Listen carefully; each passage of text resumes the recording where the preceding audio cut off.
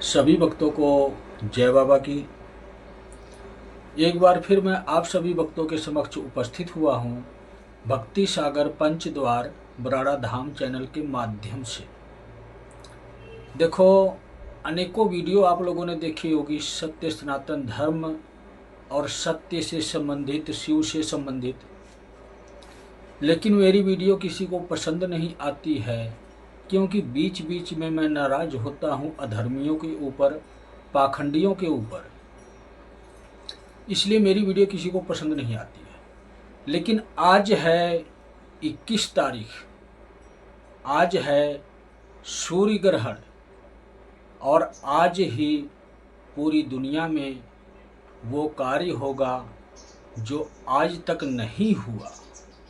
युग परिवर्तन का कार्य होगा और आज मध्यम रात्रि 12 बजे ही महाकाल और महाकाली इस रण के क्षेत्र में उतर चुके होंगे अधर्म को परास्त करने के लिए, अधर्मियों का अंत करने के लिए। क्योंकि जब तक अधर्मियों का अंत नहीं होगा तब तक धर्म युग का आरंभ नहीं होगा। धर्म युग का मतलब सतयुग, सतयुग का मतलब सत्य। लेकिन यह सत्य किसी को भी दिखाई नहीं दे रहा है।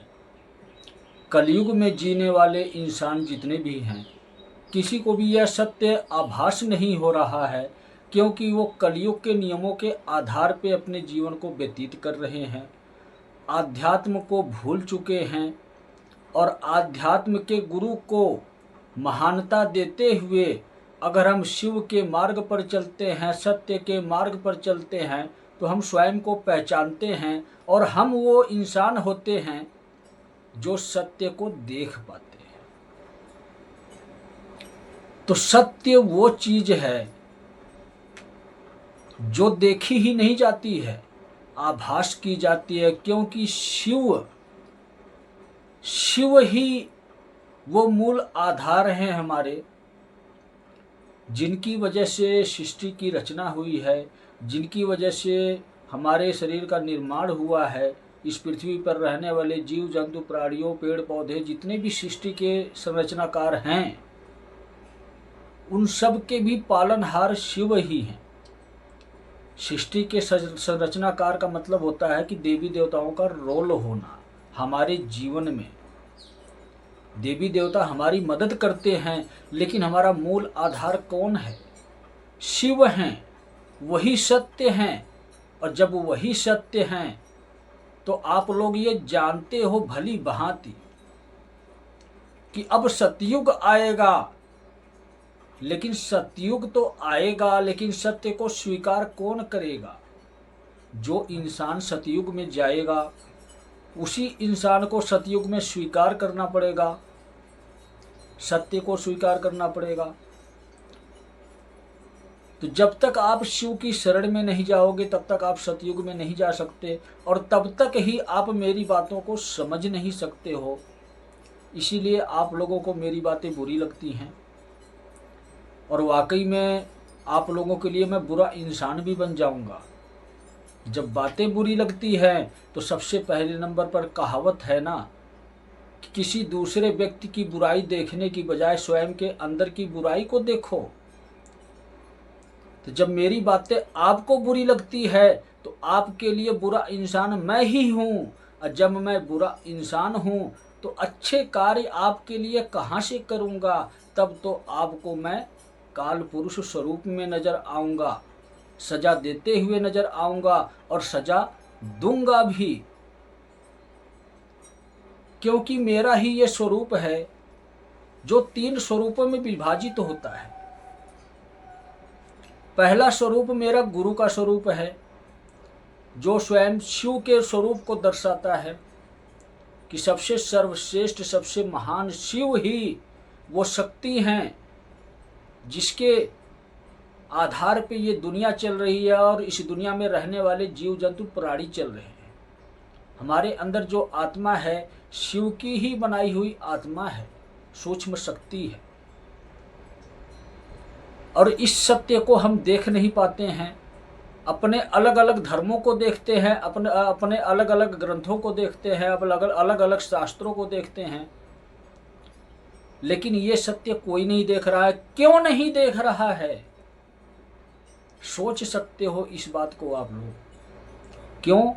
साधारण सी बात है, सिंपल सी बात है, जायज सी बात है कि आप कलयुग में जी रहे हो, और कलयुग किसी देवी देवता के आधार पर नहीं है। कलयुग का मतलब क्या होता है, ये सत्य आपको पता होना चाहिए। अन्य 3 युग जितने थे, इससे पहले जो 3 युग बीते, शिव के 3 स्वरूपों के हिसाब से 3 युग बने थे, लेकिन शिव ने इस सृष्टि को चलाने के लिए देवी देवता और उसी प्रकार से राक्षस भी बनाए हैं, 2 श्रेणियां बनाई हैं। क्योंकि अगर देवी देवता ही सिर्फ होते तो सभी लोग सत्य के मार्ग पर चलेंगे, और अगर कोई बुरे कर्म करता है तो उसकी सजा कौन देगा, किसको देगा? हम इंसान ही बुरे कर्म करेंगे, अपनी इच्छा से चलेंगे, तो हमें सजा देने वाला भी कोई होना चाहिए। तो वो निर्दयी शक्ति बनाई गई है जिसके अंदर दया भाव ना हो, राक्षसी शक्ति बनाई गई है। शिव का जब विकराल स्वरूप प्रकट होता है महाकाल का, तो उस महाकाल के अंदर ये सभी प्रकार के देवी देवता राक्षस जितनी भी श्रेणियां हैं, उस महाकाल के अंदर अपनी उपस्थिति देते हैं। इसीलिए कहते हैं कि जिसके शुभचिंतक महाकाल हों, उसका काल भी क्या बिगाड़ सकता है। तो मेरी बातों को आप लोग समझो, यही सत्य है कि आप लोग कलयुग में जी रहे हो, कलयुग के नियमों का पालन कर रहे हो, और आप लोगों को ये पता है कि अब सतयुग आएगा। सतयुग के नियमों को सिखाया जाता है, उससे पहले क्लास लगाई जाती है। तो ये क्लास शुरू हो चुकी है हम इंसानों की, हम क्लास ही अटेंड कर रहे हैं। इसीलिए सतयुग से पहले शिव युग आ रहा है। शिव युग में ही शिव और शक्ति से संबंधित जितने भी नियम हैं, सत्य सनातन धर्म के सभी नियम तैयार किए जाएंगे, और इसके बाद शुरू होगा सतयुग, जहां पर किसी भी प्रकार का कोई भी इंसान दुखी नहीं होगा, परेशान नहीं होगा, सभी लोग सुखी होंगे। उसी को कहते हैं स्वर्ग लोग। 3 युग के बाद जब कलयुग आता है, राक्षसों का युग आता है, तो राक्षसों के युग में कोई भी ऐसा इंसान नहीं होता है जो इन राक्षसी शक्तियों से प्रभावित ना हो। इसीलिए सभी धर्मगुरु, दुनिया में जितने भी धर्मगुरु हैं, सब अपने अपने अलग अलग भगवान को लेकर व्याख्या करते हैं कि इनका जाप करो, इनका नाम लो, इस मंत्र का उच्चारण करो, ये करो, वो करो, फलाना करो, ढिमकाना करो। दुनिया में लाखों तरीके बताते हैं। इन लाखों के तरीकों को तो छोड़ो आप, जो संस्थाएं बड़ी बड़ी बनी हैं, हिंदू, मुस्लिम, सिख, ईसाई, इन धर्मों में भी जितने भी ग्रंथ पुराण हैं, उसके हिसाब से लाखों क्या करोड़ों अरबों खरबों तरीके नुक्ते आप अपना लो। मैं लिखित रूप में देता हूं कि शिव युग में प्रवेश किसी को भी नहीं दिया जाएगा। ये कल्कि का आदेश है पूरी दुनिया को। जो समझ सकता है मेरी बातों को समझ जाए, क्योंकि सत्य ही शिव है, और शिव की इच्छा से शिवगढ़ आया है, वही राक्षस आया है लड़ने के लिए, जो शिव के विकराल स्वरूप को अपने अंदर समाहित कर सके। कलयुग का राक्षस नहीं आया है, एक शिवगढ़ आया है, शिव की रौद्र रूप शक्ति आई हुई है, जो एक इंसान के अंदर रहती है, और यही शक्ति युग परिवर्तन कर रही है। युग परिवर्तन का मतलब आप लोग समझते होंगे। इस दुनिया में, इस सृष्टि में जितनी भी विनाश लीला की कहानी लिखी जाएगी, काल पुरुष के माध्यम से, मेरे माध्यम से, शिवगढ़ के माध्यम से, शिव की इच्छा से। अब इस बात पर अगर कोई भी बेवकूफ इंसान अगर ये कहता है कि तुम विनाश की कहानी लिख रहे हो, युद्ध करवा रहे हो, लड़ाई करवा रहे हो, दंगा फसाद करवा रहे हो, लोगों को मरवा रहे हो, तो उस बेवकूफ इंसान को मैं ये भी समझा देता हूं कि मैं जो कार्य करता हूं हमेशा नियमों के, कायदे कानून के अंदर रहकर करता हूं। मैं चाहे सृष्टि का कोई नियम हो उसका भी उल्लंघन नहीं करता हूं, या सृष्टि का कोई नियम हो, मतलब स्वयं शिव का कोई नियम हो, उसका भी उल्लंघन नहीं करता हूं। तो जब मैं इस दुनिया के कानून का पालन करते हुए अपना कार्य कर रहा हूं, चाहे युग परिवर्तन हो, किसी को मृत्यु की सजा देनी हो, या अन्य किसी भी प्रकार की प्रक्रिया मुझे करनी हो, मुझे कहीं पर जाने की आवश्यकता नहीं है, कुछ करने की आवश्यकता नहीं है। अपनी मन की इच्छा से, मन के भाव से सारे कार्य करता हूं, और वही कार्य करने की प्रक्रिया आप लोगों को एक बार फिर से दिखाता हूं। क्योंकि अब महाकाल और महाकाली इस धर्म युद्ध में शामिल हो चुके हैं। शिव और शक्ति के माध्यम से, प्रमोद और ऋतु के माध्यम से स्वरूप परमात्मा के अनेकों आते हैं, इंसान के अंदर आते हैं, और वही इंसान अवतारी पुरुष कहलाता है। तो हमारे कर्म हमें महान बनाते हैं। जो सत्य है आपके समक्ष रखूंगा मैं, एक एक बात, एक एक रहस्य खोलूंगा मैं। लेकिन मेरा अगर कोई स्वार्थ है, सिर्फ इतना ही है कि आप भी सत्य को पहचानो, आप भी शिव को पहचानो, आप भी शिव युग के नियमों को पहचानो। आप इस कलयुग में जो नियम बनाए हुए हैं, पहले के जो नियम चल रहे हैं, उन नियमों का त्याग करो, सत्य को पहचानो। जहां से आपकी उत्पत्ति हुई है उसको पहचानो, क्योंकि आपको स्वर्ग लोक में जाना है।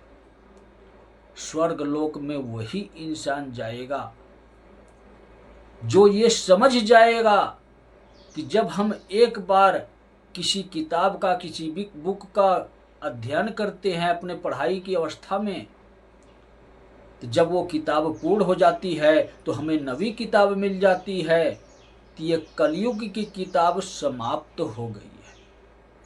अब नियम सतयुग के आएंगे, शिव के आएंगे, इसलिए शिव युग का नियम मेरे चैनल पर जारी कर दिया गया है।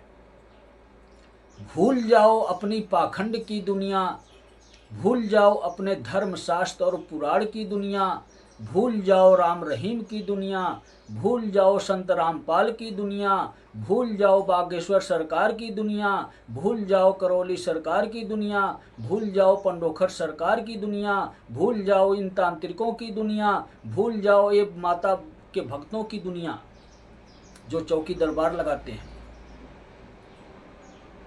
तो हर प्रकार की दुनिया अब भूल जाओ। अब आपकी दुनिया आप तक ही सीमित हो गई है, ये याद रखो। चाहे कोई धर्माचार्य हो, चाहे कोई कथावाचक हो, चाहे कोई अपने आप को किसी भी देवी देवता का श्रेष्ठ भक्त कहने वाला व्यक्ति क्यों ना हो, हर किसी को सिर्फ एक ही नियम अपनाना है। क्योंकि आपकी असली दुनिया आप हो, स्वयं हो। स्वयं कर्म करना सीखो, स्वयं की भक्ति करना सीखो, स्वयं को जगाना सीखो। हमारी अंतर आत्मा जागेगी तो सत्य को पहचान पाएगी। मेरे मुख से क्या शब्द निकल रहे हैं, इसकी व्याख्या क्या होती है, ये पहचान पाएगी। तो ये सारी बातें मैं आप लोगों को इसलिए बता रहा हूँ, इसलिए समझा रहा हूँ कि इससे पहले मैंने अनेकों वीडियो में चेतावनी जारी की, संदेश जारी किया, हर प्रकार से समझाने की कोशिश की, क्योंकि मेरे सारे कार्य समय से पहले होते हैं। इसीलिए समय से पहले ही आप लोगों को बहुत कोशिश की समझाने की, लेकिन अब जो समय शुरू हुआ है, कार्य करने का समय शुरू हुआ है, लेकिन इसके बावजूद भी 1.25 महीने का समय आप लोगों को देता हूं मैं। आज 21 सितंबर है, आज अमावस की रात्रि होगी। आज महाकाल और महाकाली इस अधर्म को नष्ट करने के लिए, अधर्म को नष्ट करने का मतलब व्याख्या बहुत तगड़ी होती है, बहुत विशाल होती है। आप इसको व्याख्या करते रहो। अधर्म में हम इंसान भी आ गए, और इंसान के द्वारा जितने भी अधर्म के कार्य किए जाते हैं वो सारी कार्य प्रणाली आ गई। तो दुनिया से अधर्म ही नहीं नष्ट होगा, अधर्म करने वाला इंसान भी नष्ट होगा। किसके माध्यम से होगा? स्वयं मेरे माध्यम से होगा। सब कार्य मैं ही करता हूं, क्योंकि युग परिवर्तन करने के लिए स्वयं मैं आया हूं। मेरा नाम है काल पुरुष, मेरा नाम है कल्कि, मेरा नाम है संत श्री प्रमोद जी महाराज। क्योंकि संत श्री प्रमोद जी महाराज के अंदर ही शिव आते हैं। जिस प्रकार से आप लोग कहते हो कि गुरुओं के गुरु महागुरु शिव हैं, तो शिव भी किसी के स्वरूप में ही आते हैं। इसी प्रकार से शिव के तीनों स्वरूप ब्रह्मा विष्णु महेश का मेरे अंदर ही समा गया है। और संकेत आपको क्या मिलता है? संकेत सिर्फ यही मिलता है कि ना मैं कल्कि हूं, ना मैं काल पुरुष हूं, ना मैं संत श्री प्रमोद जी महाराज हूं। करने वाले सिर्फ शिव हैं, उनका एक माध्यम हूं।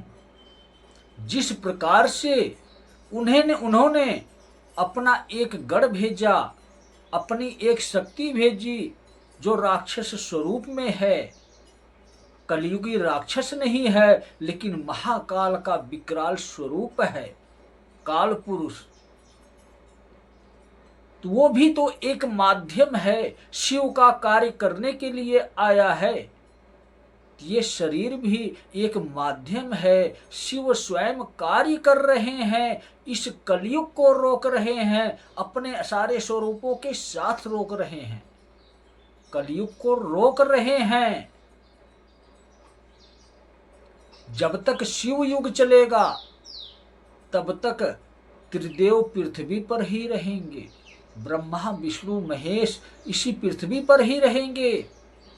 ये वो श्रेष्ठ युग है जहां जितनी भी आत्माएं हैं रहेंगी पृथ्वी पर, स्वयं भगवान की शरण में रहेंगी। इसीलिए आप लोगों को सत्य दिखाना चाहता हूं, सत्य से अवगत करवाना चाहता हूं कि अब इस भ्रम जाल से बाहर निकल जाओ, अपने प्राणों की सुरक्षा करो, शिव को अपनाओ, शिव युग के 3 नियमों को अपनाओ। आपके प्राणों की भी सुरक्षा होगी और आप शिव युग में भी प्रवेश करोगे। और तीसरे चरण में आप स्वर्ग लोक पे ही जाओगे, और वो स्वर्ग लोक इसी पृथ्वी पर आ रहा है। ये इंद्र का स्वर्ग लोक नहीं है, ये वो असली स्वर्ग लोक पृथ्वी पर आएगा, जहां पर शिव अपने तीनों स्वरूपों में यहीं पर विद्यमान रहेंगे। जब कलयुग का अंत होगा तब कल्कि अपने मूल रूप, अपने मूल स्वरूप में आएंगे। इसके बाद कल्कि की असली लीला समाप्त होगी और नए युग का निर्माण होगा, जिस युग का नाम होगा सतयुग। सत्य के आधार पर हर एक इंसान अपना जीवन व्यतीत करेगा, खुशी खुशी अपना जीवन व्यतीत करेगा। वही कहते हैं कि अपनी इच्छा अनुसार अपना जीवन व्यतीत करना। लाखों करोड़ों वर्ष भी इंसान जीवित रहते हैं सतयुग में, इसीलिए जीवित रहते हैं क्योंकि वो सत्य के आधार पर चलते हैं। लेकिन आज कलयुग का इंसान कितने वर्ष जीवित रहता है? क्यों ऐसा हुआ? जैसे जैसे हम अपनी एनर्जी, अपनी पावर को अदृश्य रूप में करते हैं, उसको पहचानते नहीं है, उसको देखने की कोशिश नहीं करते हैं, तो इसीलिए हमारा शरीर विकसित होना रुक गया। अब तो सिर्फ दिमाग विकसित होता है, और इस दिमाग पर राज कौन करता है? कलयुग करता है। इसीलिए सभी इंसान कलयुगी इंसान हो गए हैं। इसीलिए हर एक अधर्मी इंसान के अंदर ये अहंकार है कि मेरे राधा जी मुझे बचाएंगी, मेरे कृष्ण जी मुझे बचाएंगे, मेरे राम जी मुझे बचाएंगे। ये अहंकार त्याग दो, सतयुग के नियमों का पालन करो और पालन करवाओ। जितने भी नियम हैं कलयुग के, सब निरस्त कर दिए गए हैं। नए नियम शुरू हो चुके हैं, और अब ये नियम आज से ही 21 तारीख से ही लागू कर दिए गए हैं। लेकिन जो धर्म के ठेकेदार हैं, जो कथा सुनाते हैं, जो प्रवचन सुनाते हैं, जो सत्संग करते हैं, जो संस्थाएं चलाते हैं, जो तांत्रिक हैं, जो माता के भगत हैं, या अन्य किसी भी प्रकार का चौकी दरबार लगाते हैं, सबके लिए जिस प्रकार से कहते हैं ना कि जब सरकार किसी अपराधी को फांसी की सजा सुनाती है तो फांसी देने से पहले आखिरी इच्छा पूरी करती है, उसी प्रकार से ही आप लोगों ने धर्म के नाम पर खूब कमाया, खूब खाया, अपनी संस्था बढ़ाई, धन वैभव को बढ़ाया, तो आपने अपराध तो किया है, लेकिन स्वयं की भक्ति कभी किसी को नहीं सिखाई। अब क्या चल रहा है? सत्य सबको पता है कि सतयुग आएगा, और सतयुग का नियम किसी को पता ही नहीं है कि सतयुग के नियम क्या हैं। यह कलयुग के नियम हमें मानने चाहिए कि नहीं चाहिए? हमें धर्म पुराणों के हिसाब से अपना जीवन व्यतीत करना चाहिए कि नहीं करना चाहिए? जब इन ठेकेदारों को यही नहीं पता है तो वो कहाँ से धर्म के मार्ग पर चलने वाले अपने आप को मंडलेश्वर कहते हैं, अपने आप को कथावाचक कहते हैं, अपने आप को गुरु महाराज कहते हैं, अपने आप को साधु महात्मा कहते हैं। श्रेष्ठ साधु महात्मा यही कहेगा कि स्वयं की भक्ति करो, चाहे किसी भी देवी देवता की करो।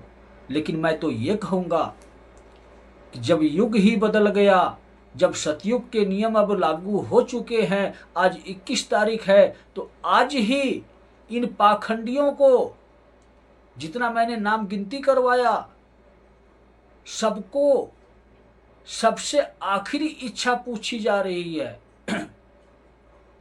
जिस प्रकार से एक अपराधी को फांसी की सजा देने से पहले आखिरी इच्छा पूरी की जाती है, उसी प्रकार मैं इन पाखंडियों को, इन अपराधियों को जो अपने स्वार्थ के लिए दुनिया का इस्तेमाल किए, धन दौलत कमाए, तो इनको आखिरी अवसर दे रहा हूं कि सतयुग में जाना चाहते हो, अपनी सजा को माफ करवाना चाहते हो, तो आज 21 तारीख है, आज वो अमावस की रात है। आज ही महाकाल और महाकाली इस धरती पर अपना पैर रखेंगे। आज से ही प्रतिदिन शिव का डमरू बजेगा महाकाल के लिए, शक्ति का डमरू बजेगा महाकाली के लिए। तो महाकाल और महाकाली आपके जीवन में ना दस्तक दें। 1.25 महीने अगर आप लगातार ही शिव के चरणों में समर्पित हो जाते हो, शिव युग के नियमों का पालन करते हो और अपने बुरे कर्मों का त्याग कर देते हो, तो सजा माफ करवाने की गारंटी मेरी है। और आपको लगता है कि मेरे जीवन में खतरा है, मैंने अधर्म किया है, पाप किया है, तो आपकी सुरक्षा के लिए शिव का सुरक्षा कवच, शिव की दिव्य माला आप मुझसे प्राप्त करो, ले सकते हो, अपने जीवन की सुरक्षा तत्काल में कर सकते हो। लेकिन आप इतना समझ जाओ कि जब फांसी की सजा दे दी जाती है तो सिर्फ आखिरी इच्छा पूछी जाती है और इसके बाद फांसी दे दी जाती है। तो वही इच्छा आपकी आखिरी में पूरी कर रहा हूँ, जो समयावधि आपको 1.25 महीने की दे रहा हूँ। इससे पहले अपने अंदर बदलाव ले आए, सत्य को पहचान गए, तो सजा माफ हो जाएगी, फांसी भी नहीं मिलेगी, मतलब तुम्हारी मौत भी नहीं आएगी। युग परिवर्तन भी देखोगे, शिव युग में भी प्रवेश करोगे और सतयुग में जो स्वर्गलोक पृथ्वी पर स्थापित होगा, उस स्वर्गलोक में भी जन्म लोगे। स्वर्गलोक में, असली स्वर्गलोक पृथ्वी पर आने वाला है सतयुग में। तो इंसानों का असली स्वर्गलोक 3 युग के बाद आता है। चौथा युग जब समाप्त होता है तब उसके बाद स्वर्गलोक आता है। तो मेरी बातों को मजाक में ना लो, यही सत्य है। ये सत्य की कहानी कलयुगी इंसानों के समझ में नहीं आएगी। जो सत्य के मार्ग पर चल रहा होगा उसके समझ में अवश्य आएगी। और मैं क्या बताता हूँ, क्या समझाता हूँ, जब आप मेरे बताए मार्ग पर चलोगे तो एक एक बात समझ में आएगी कि मैं क्या दिखाना चाहता हूँ, क्या बताना चाहता हूँ, कहाँ पर ले जाना चाहता हूँ।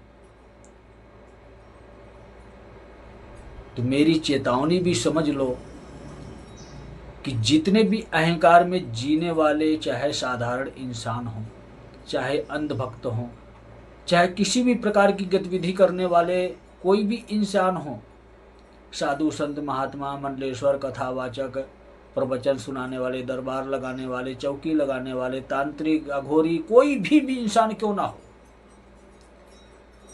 ये आखिरी इच्छा पूरी की जा रही है। सजा आप लोगों को सुना दिया गया है आप लोगों के अधर्म और कुकर्म के हिसाब से। अधर्म आपने किया है कि सत्य को ठुकराया है, कुकर्म आपके शरीर ने किया है कि दुनिया को गलत रास्ता दिखाया है। तो सजा निर्धारित हो गई है, सारा वही खाता हर एक इंसान का मेरे पास आ चुका है कि किसका जीवन कितना वक्त इस पृथ्वी पर है और किसके जीवन में क्या क्या परेशानियां आएंगी। लेकिन आखिरी इच्छा मैं अधर्मियों की पूरी करना चाहता हूं, जिनको फांसी की सजा सुना दी गई है। फांसी की सजा का मतलब उनको पृथ्वी पर नहीं रहना है, अब उनकी मृत्यु निकट आ चुकी है, लेकिन आखिरी इच्छा मैं पूरी कर रहा हूं। तो मैं तो वो इच्छा पूरी कर रहा हूं जिसके लिए इंसान पता नहीं कितने गुरु बदलता है अपने जीवन में, कौन कौन सी जगह पर भटकता है, लेकिन फिर भी उसका उद्धार नहीं होता है। तो वो रास्ता, वो मार्ग, वो इच्छा आपकी फ्री में पूरी हो रही है, पाप कर्म करने के बाद भी पूरी हो रही है और गारंटी के साथ, जीवन की सुरक्षा के साथ पूरी हो रही है। अगर इसके बाद भी इच्छा नहीं है तो सजा तो मिलेगी ही। 1.25 महीने बाद, 1.25 महीने बाद आप देखना कि वो असली धर्म युद्ध होगा कि एक ही धर्म में रहने वाले इंसान आपस में ही लड़के मरेंगे, तब होगी सत्य सनातन धर्म की स्थापना। जब सभी धर्म आपस में लड़ लड़ कर मरेंगे तो इसके बाद चुने हुए इंसान जो निकलेंगे वही अपनाएंगे शिव को, और एक परिवार होगा पृथ्वी पर, शिव का परिवार, शिव की दुनिया, ओम की दुनिया, शक्ति की दुनिया।